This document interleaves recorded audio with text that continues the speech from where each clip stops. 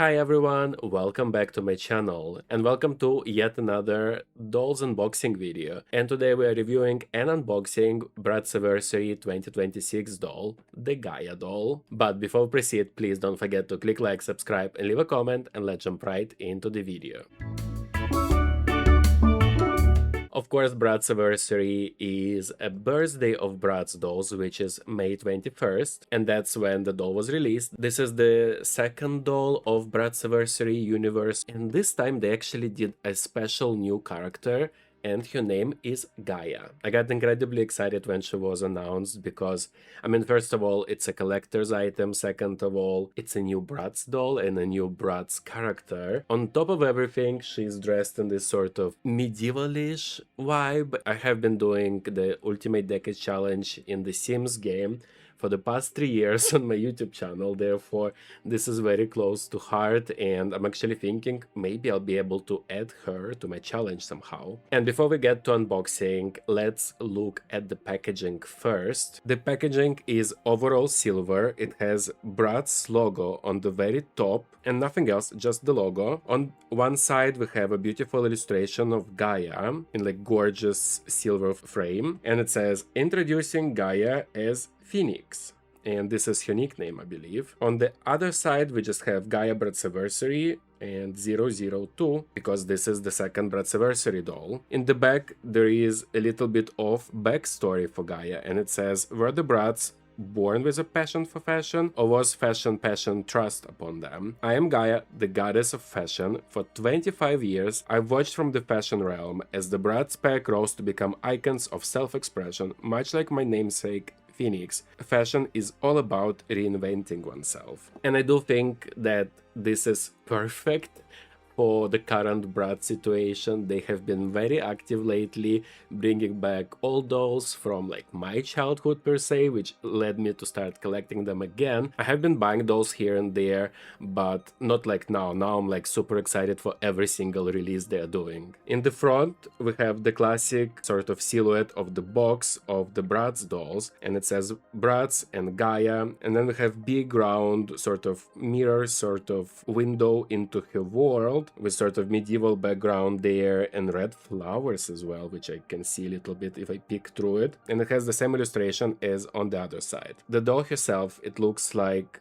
well, first of all, she has incredibly long hair. She's dressed completely in silver, which is quite obvious since it is 25-year anniversary, and I believe silver is exactly for that. When any anniversary hits 25, the silver is the symbol of it, right? What I find very interesting is that this is not one of the 4 dolls like in the previous Bratzaversary we had Jade. The doll, even though the background has some sort of medieval town there, but she does look a little bit otherworldly in a way, like she is not from our universe, if it makes sense. Some of the outfit elements that I see from outside of the packaging really reminds me of medieval fashion. We have the armor, we have the sort of centerpiece and the skirt that goes down. Her headpiece is very medieval, for example, or mythological, but it also reminds me of headphones. So it's very interestingly made. She also has this tool in her hand there, and it looks like this like ball with the spikes, but instead it's Bratz lips symbol. And there's also the special 25th anniversary charm that comes with it, and it has the same lip symbol with the spikes. I think so far I only fully unboxed Bratz Scorching on my YouTube channel, but more videos are coming. And actually, if I move just a little bit here, you can already see the next video that is coming out. I'm taking my time because I never unboxed those before. Even the dolls I bought before, I always kept them in the boxes. So now I get to experience this hair washing situation and restoring the hair as much as I can back into how they're meant to be for the dolls that I unboxed, because of course there is the box glue on them or the styling gel. And seeing how long Gaia's hair is makes me very scared for what awaits me. Oh my gosh, maybe it will be easier, I don't know. I'm a little bit terrified to unbox collector's doll. I haven't done this yet, ever in my life, but let's go for it.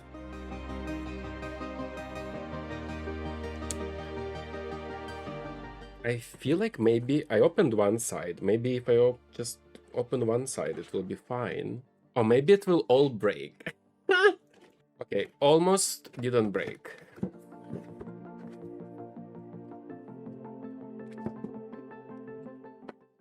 Oh. Oh. Obsessed.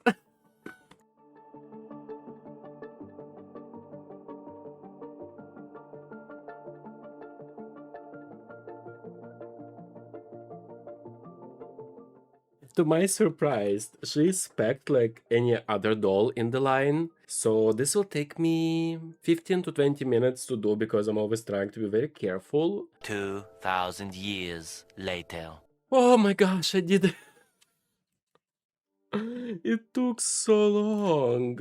I am so confused. I am always struggling with the things that hold like the head, like these long pieces that are there.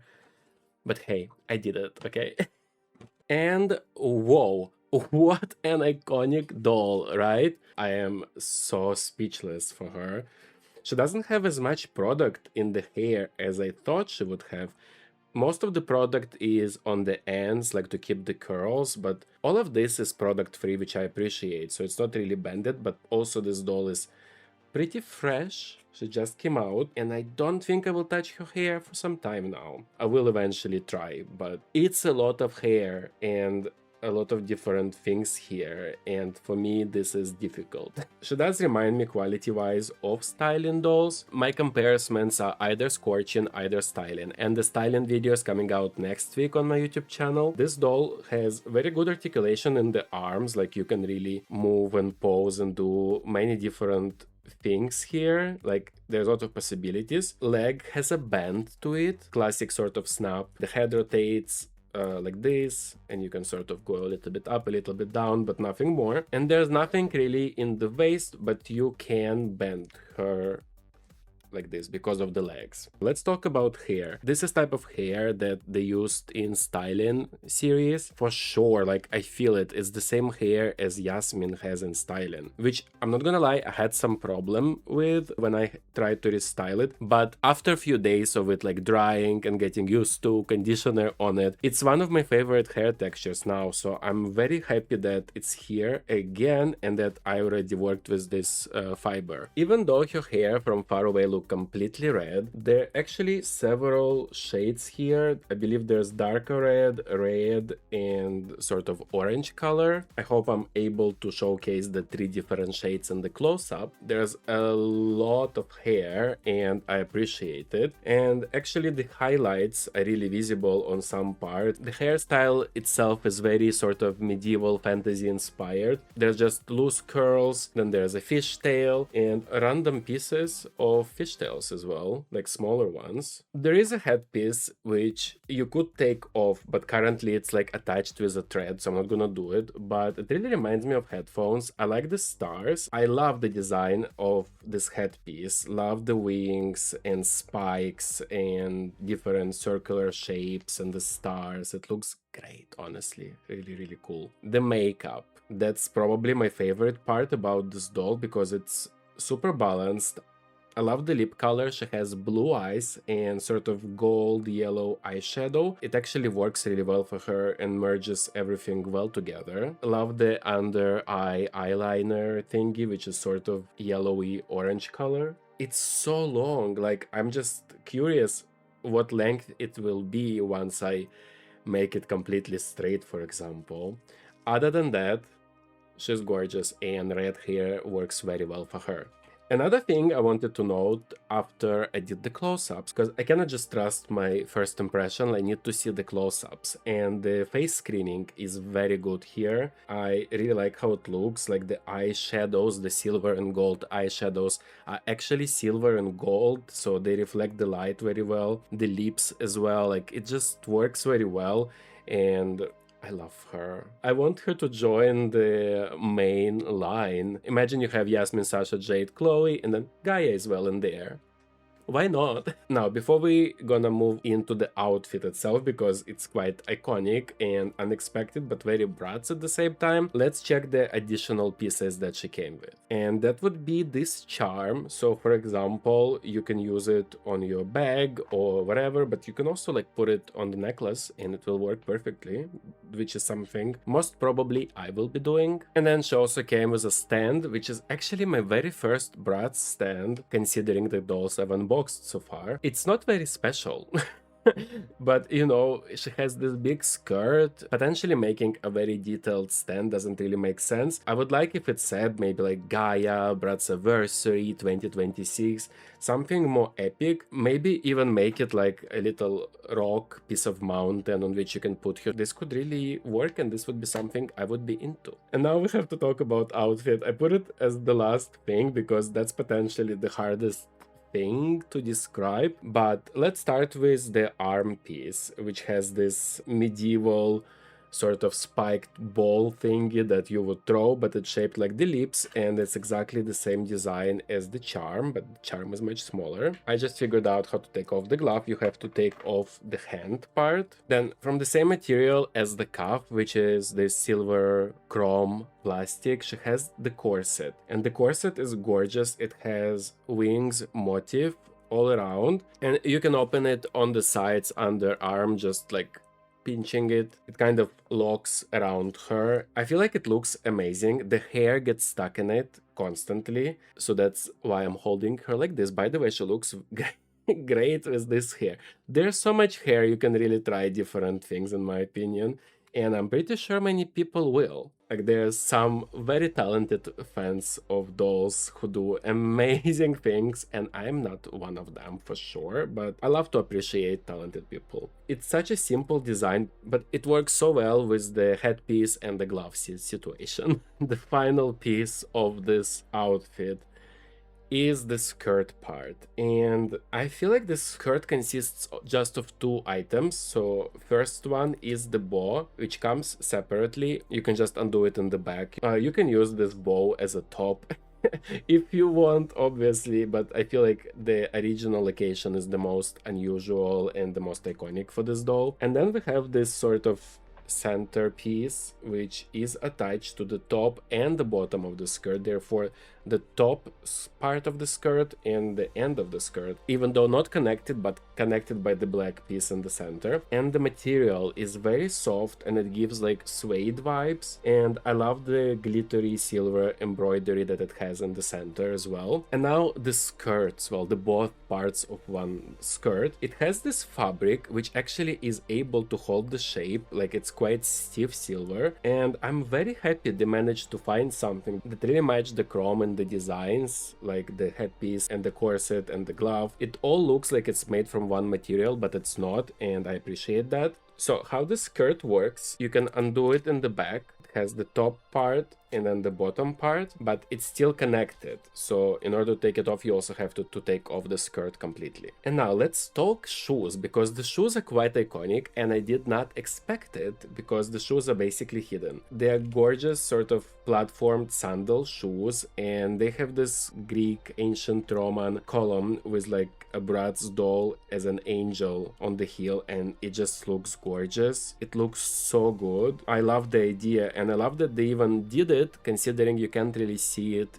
when she's in the full outfit, you know? I feel like she looks like Chloe, considering that they both have blue eyes. Anyway, like the Gaia doll looks so epic and so anniversary-like. She's definitely some sort of mythological creature over the Bratz universe, in my opinion. And this is the Chloe that I recently did the hair of. I did my best to bring it back to how it's supposed to look like. Kind reminder that video will be coming out next week with the unboxing of her. If I'm to compare Gaia doll to Scorching Line, for example, there are differences, but I think it's mostly the makeup. The face screening on Gaia, it's sort of pearlescent, it's shiny, where on Scorching it's quite matte. The hair actually feels quite similar of Jade and Gaia in the Scorching Line, but Scorching Line didn't have any sort of articulation. And yes, you can watch my Scorching unboxing video, it's already on the channel, and this was the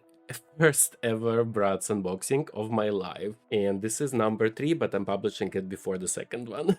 I do have the previous Bratzaversary doll as well, Jade. Would you like to see me unbox her too? Because that's also a possibility and something I might do. I was kind of keeping her for my channel anniversary, but I did other unboxings on that week, so maybe next year. Please let me know in the comments down below. If you ask me if it's worth it to get the Gaia doll, I would say to collectors, absolutely yes.